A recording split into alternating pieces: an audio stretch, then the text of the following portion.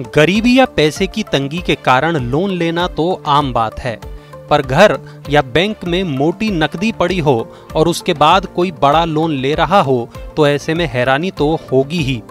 आप सोच रहे होंगे कि घर में पैसा पड़ा हो तो लोन लेने कौन जाएगा, लेकिन वो कौन कोई और नहीं बल्कि देश के सबसे अमीर व्यक्ति की कंपनी रिलायंस इंडस्ट्रीज है। रिलायंस इंडस्ट्री ने 5 जनवरी को मेगा बॉन्ड बिक्री के जरिए विदेशी निवेशकों से 4 अरब डॉलर की रकम जुटाई है। इसमें से 1.5 अरब डॉलर 2.85% सालाना ब्याज पर 10 साल में मैच्योर होने वाले बॉन्ड्स के जरिए तथा 2.5 अरब डॉलर 3.25% सालाना ब्याज दर पर अगले 30 और 40 साल में मैच्योर होने वाले बॉन्ड से जुटाई है। कंपनी की बैलेंस शीट को देखें तो पिछले साल सितंबर अंत तक यदि देनदारियों को निपटा दें तो कंपनी के पास 3500 करोड़ रुपए से ज्यादा का कैश बचा हुआ था। ऐसे में सवाल उठता है कि कंपनी क्यों 4 अरब डॉलर का कर्ज उठा रही है। इस बॉन्ड इश्यू पर कंपनी के वित्तीय अधिकारी श्रीकांत वेंकटचारी का कहना था कि दिग्गज विदेशी निवेशकों से मिली पूंजी कंपनी की बैलेंस शीट की मजबूती को दिखाती है। 2020 में रिलायंस इंडस्ट्री का कर्ज मुक्त होना काफी सुर्खियों में रहा था। कंपनी ने अपनी टेलीकॉम, रिटेल तथा तेल एवं गैस इकाइयों में हिस्सा बिक्री और राइट्स इश्यू के जरिए कुल मिलाकर रिकॉर्ड 2.6 लाख करोड़ रुपए जुटाए थे। इसके बाद वित्त वर्ष 2020-21 के लिए सालाना रिपोर्ट में खुद को न केवल कर्ज मुक्त घोषित किया था बल्कि बैलेंस शीट में नेट कैश भी दिखाया था। लेकिन कर्ज मुक्त तथा कैश सरप्लस होने के बाद भी रिलायंस इंडस्ट्रीज ने इस बार जब बॉन्ड बिक्री के जरिए कर्ज उठाया तो कई लोगों को हैरानी हुई। हालांकि कंपनी ने बॉन्ड बिक्री के लिए जो बोलियां लगाई थी उसे विदेशी निवेशकों ने हाथों हाथ लपक लिया।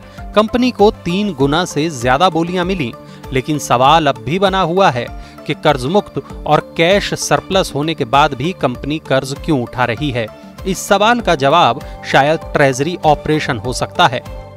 दरअसल कंपनियां कामकाज के लिए कर्ज उठाती रहती हैं। कई बार कर्ज महंगा होता है तो कई बार सस्ता मिल जाता है। जब भी कंपनियों को सस्ता कर्ज मिलता है तो वो महंगे कर्ज के भुगतान के लिए उसको इस्तेमाल कर लेती हैं और अपने पास पड़े पैसों या महंगे कर्ज से उठाई रकम का इस्तेमाल अपने कारोबार का विस्तार करने या फिर ज्यादा रिटर्न देने वाली जगहों में निवेश के लिए कर लेती हैं। इससे कंपनियों को ब्याज में बचत होती है, कर्ज का बोझ तो घटता ही है, साथ में कमाई के रास्ते भी खुल जाते हैं। अगर रिपोर्ट्स की माने तो रिलायंस इंडस्ट्रीज ने बॉन्ड बिक्री से जुटाए 1.5 अरब डॉलर को 2.85% ब्याज पर उठाया है और वो इसका इस्तेमाल फरवरी में मैच्योर होने वाले कर्ज के भुगतान पर कर सकती है, जिसे कंपनी ने 5.4% ब्याज पर उठाया था। यानी कि कंपनी ने महंगे ब्याज पर जिस कर्ज को उठाया था उसकी भरपाई कम ब्याज पर उठाए कर्ज से कर रही है और खुद ब्याज बचत का लाभ उठा रही है। बाजार के विशेषज्ञों की गणना से पता चलता है कि महंगे कर्ज की भरपाई सस्ते कर्ज से करने पर रिलायंस इंडस्ट्रीज को लगभग 2 से 2.5% ब्याज या 600 करोड़ रुपए की बचत होगी। बाजार के जानकार भी यही मान रहे हैं।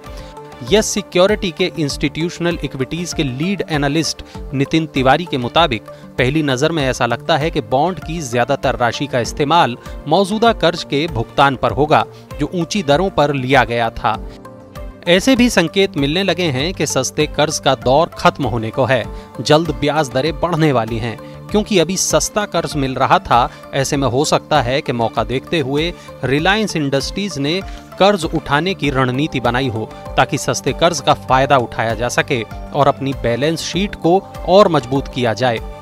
KR Choksi shares and securities के मैनेजिंग डायरेक्टर देवेन चोकसी ने कहा, RIL के पास वित्त वर्ष 2022 के अंत तक लगभग 3 लाख करोड़ रुपए की नकदी और आसानी से बिकने योग्य सिक्योरिटीज होने की संभावना है। रिलायंस इंडस्ट्रीज अपने कारोबार का विस्तार भी कर रही है और उसके लिए पूंजी की जरूरत भी है। टेलीकॉम और रिटेल कारोबार में निवेश के अलावा रिलायंस इंडस्ट्रीज की न्यू एनर्जी बिजनेस में अगले 3 साल के लिए 10 अरब डॉलर के निवेश की योजना है। अभी क्योंकि कम ब्याज पर कर्ज मिल रहा है तो कारोबार के लिए पूंजी जुटाने का भी अच्छा मौका है।